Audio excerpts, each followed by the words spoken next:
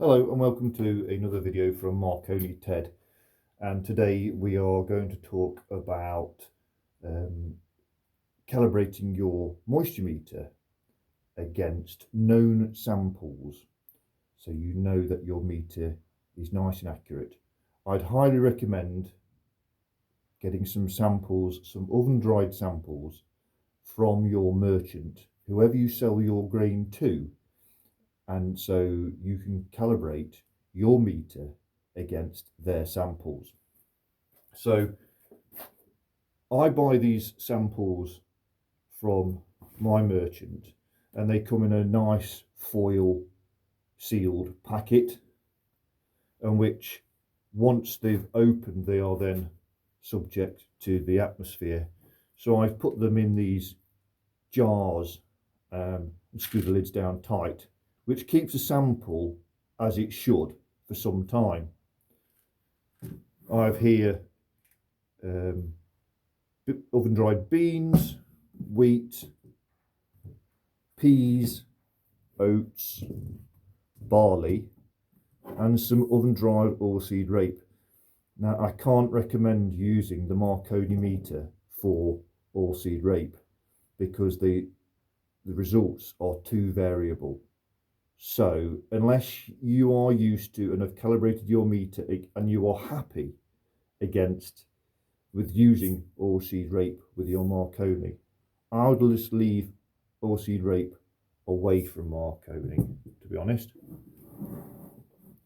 So when you get your sample from your oven dried sample to ISO 712 recommendations, then, or the ISTA recommendation for your beans and your peas, the first thing you need to do is calibrate your meter against these samples. So take your oven dried sample, coarsely grind it in your grinder, and then I would do 4 tests per sample with your machine. The first one I would disregard. So say we've got wheat here, I would do 4 tests in total. The first one I would disregard, throw away, because that actually, the first one will get to your cell to the same temperature as your sample. The first one might be a little bit off. So that's what I would do. So I've got my meter readings, and I will place them into my little chart here. So as you can see, I got my samples through open field, and the oven dried sample here is what the sample should be, even though the samples have a tolerance themselves of plus or minus 0.3%. So we can only get it as close as we can get it, to be honest. On the day of the sampling, the sample was 20 degrees. So that was brilliant. I didn't have to do the temperature correction up or down, because 20 is the midpoint between adding or subtracting your temperatures. I then did the 3 dial readings.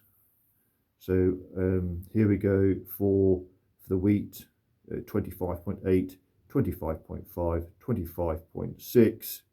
The average of those readings was 25.6.